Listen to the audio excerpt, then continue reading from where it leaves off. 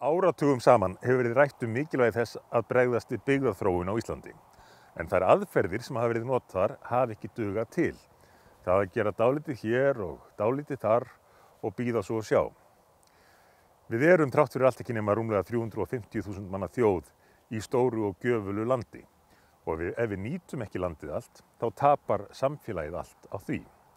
Fyrir síðustu kosningar kynnti Miðflokkurinn áætlun sem við köllum Ísland allt.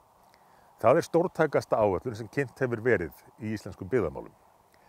Hún byggist á því að líta á heildarmyndina og langtímaáhrifin og samspil ólíkra hluta. Því að þetta er allt tekið með í reikninginn, þá getum við leyft okkur að fjárfesta ríkulega í uppbyggingu landsins. Vitandi það að áhrifin verða til bóta fyrir samfélagið allt.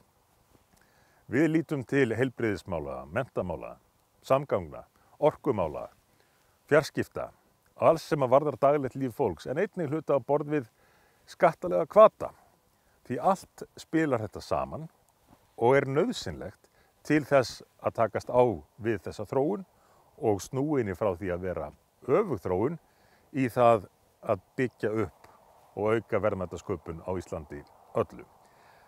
Í grunninn byggist þetta á þeirri staðreynd að allir eiga í raun rétt á sömu þjónustu hvar sem þeir búa. Okkur finnst það sjálfsagt. En Miðflokkurinn er með leiðina til að láta þetta verða að raunveruleika.